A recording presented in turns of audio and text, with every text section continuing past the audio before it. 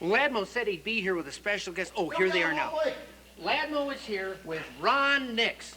Ron Nix is a stuntman, rodeo performer, all-around cowboy.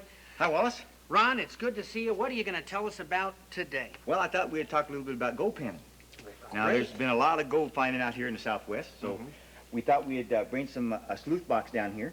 And these are the gold pans. These are small ones. These are about pie pan size. And what we're going to do, we'll put some product, which is dirt and sand and mixed, and we see if we can't find some gold. Can I do that too? Yes, sir. Well, how do you pay for gold? Just put it down in the water, and then run the water back and forth, and rock the pan like that. And then when it happens, the gold is heavier than the other dirt and rocks that are in it, so they will fall out, and your iron pyrite will. See, isn't that pretty? Gold. There's a gold. Oh, look at that. Now, iron pyrite is called fool's gold because it looks so much like real gold back in the Southwest that a lot of people confuse it as gold. And it's quite heavy, and it stays in the pan just like real gold would. Oh. Ron, let me ask you something. Is this the way they really did it in the old days? Well, there's 3 or 4 ways they could have done it. Yeah. They'd break away rock loose from the side of a mountain where they thought there was a high-grade ore. Then they would take it down to streams and put it in sluice boxes and run off the dirt and the lighter product, and the gold would remain. Or they'd find it in stream beds when the water would roll across the rocks. The heavier, if there was any gold in the stream bed area, the gold would drop in the lower parts of the stream, and then that's where you'd find the gold. That's where you'd pan. Say one of those prospectors worked all day, 8, 10 hours. What could he come up with? Well, an ounce of gold back then was worth about $35. Now gold's quite high. It goes up and down quite a bit. Like it was $1,000 an ounce. Now it's back down to about $450 an ounce. But in the old days, the guy hit it lucky. Could he come up with an ounce a day? Or? Well, I never you knew could pay for food, beans, coffee, and sugar, and that's about it. Wow. But it was This was interesting. I noticed you had a certain motion that you had right. when you did You'd that. circle the pan completely around, and what had happened in the corners of the pan, the gold would stay in because it's heavier. So it'd circulate towards the bottom of the pan, and your heavier, like dirt and clay, would go off with the water, and that's how you'd find gold. Thank you very much, Ron bet. Nix. And You we bet. hope that you'll be back real soon to tell us more about the Old West. For Wallace and Ladmo Funny Flick. I'm ready.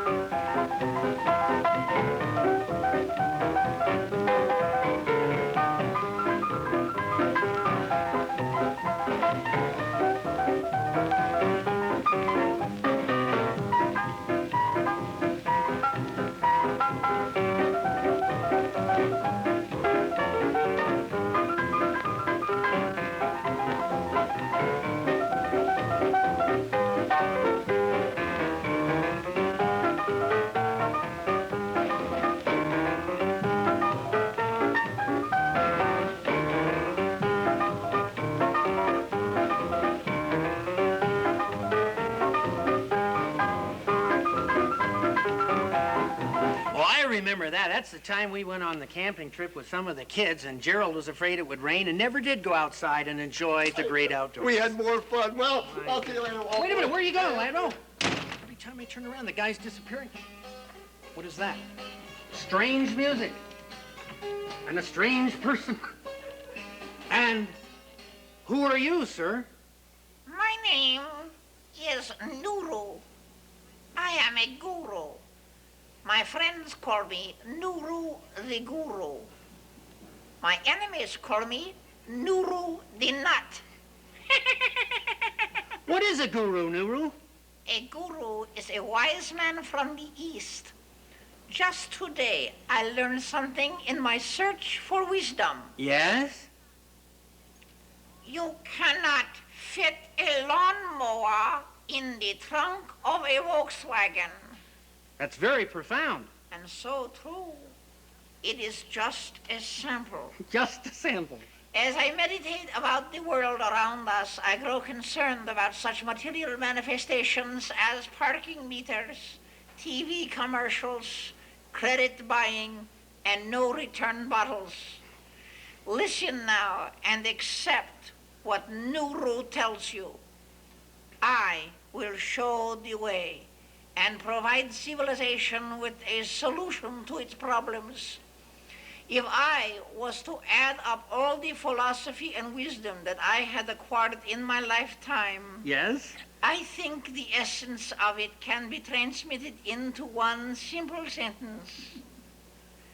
This one quote is the meaning of life itself and the answer to inner contentment. Yeah. It is the total sum of everything I have learned and the whole sacred. We'd sure like to hear it. If I can pass along one thought to you, my son, let it be what I am about to tell you. Gio, what is it? Happiness is like a rose petal floating in a pond. What? What does that mean, rose petal? What are you talking about? So maybe happiness is not like a rose petal floating in a pond.